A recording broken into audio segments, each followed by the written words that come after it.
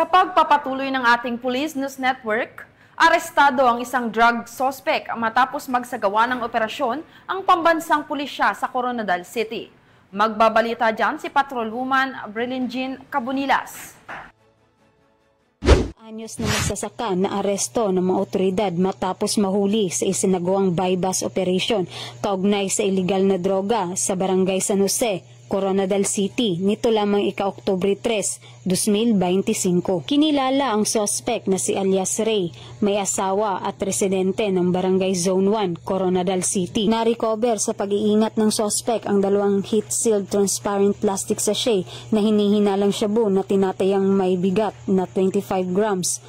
Na nagkakahalaga ng 170,000. Naaresto ang suspect sa pinagsanib puwersa ng Coronadal City Police Station, Provincial Drug Enforcement Unit 12, katuwang ang 1st South Cotabato Provincial Mobile Force Company at South Cotabato Provincial Intelligence Unit 12. Sa ngayon, nasa kustodiya na ng Coronadal City Police Station ang suspect at mahaharap sa kasong paglabag sa RA 9165 o Comprehensive Dangerous Drugs Act of 2002. Patuloy ang ating kapulisan sa pagpapaigting ng kampanya kontra iligal na droga sa bansa tungo sa bagong Pilipinas. Mula dito sa Police Regional Office 12, ako po inyong PNN Correspondent, Patrolwoman Brilingine Cabonilas, alagad ng batas, tagataguyod ng balitang pulis.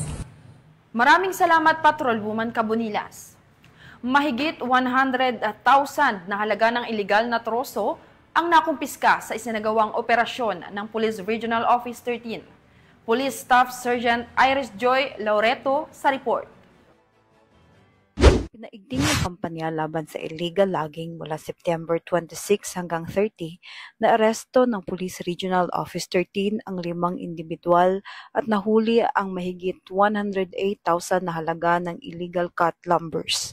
Ayon kay Police Brigadier General Marshal Mariano P. Maestrado IV, Regional Director ng Police Regional Office 13, kabuuang 3,648.24 board feet ng sari-saring cut lumbers ang nasabat ng mga tauhan ng PNP sa magkahiwalay na operasyon. Sa lalawigan ng Surigao, nahuli ang 2,421.59 board feet cut lumbers na nagkakahalagang 55,504.45 at naaresto ang 4 na lumabag. Sa Agusan, nasabat ang 500 board feet ng troso na may halagang 21,700 pesos mula sa isang suspect, habang sa Dinagat Islands, 308 board feet na nagkakahalagang 18,480 ang nakumpiska mula sa isa pa. Samantala, sa isang hiwalay na operasyon ng 1304th Maneuver Company ng Regional Mobile Force Battalion 13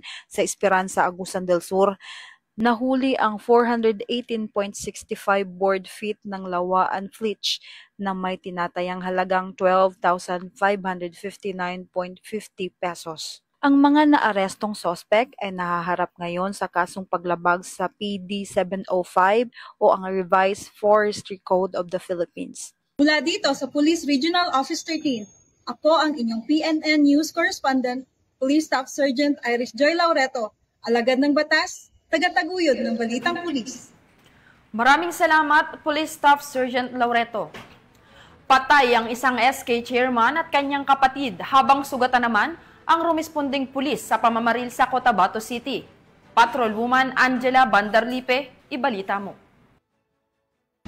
Nasawi ang dalawang magkapatid habang sugatan naman ng isang pulis matapos ang pananambang sa Barangay Poblacion 5, Cotabato City nito lamang ika-4 na Oktubre taong kasalukuyan. Kinilala ni Police Colonel Jeben Imbungkayaw, City Director ng Cotabato City, ang magkapatid na nasawi na sina PNN Correspondent, Patrolwoman Angela Bandarlipe, alagad ng batas, tagataguyod ng balitang pulis. Maraming salamat, Patrolwoman Bandarlipe. At mga ka-PNN, 80 days na lang, Pasko na.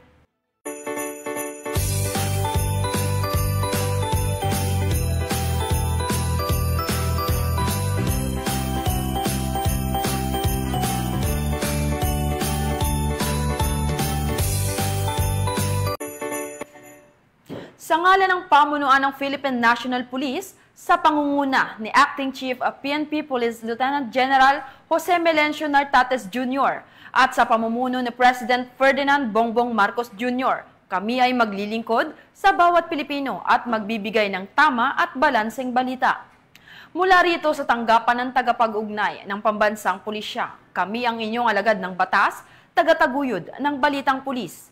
Ako ang inyong tagapag-ugnay, Patrolwoman Maria Danica Bacal Subungo.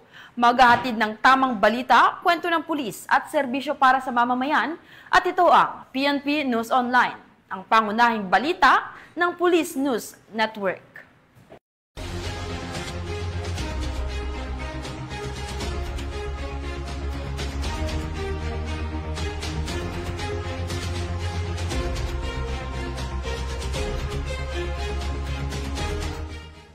Police News Network, alagad ng batas, tagapagtaguyod ng balitang pulis.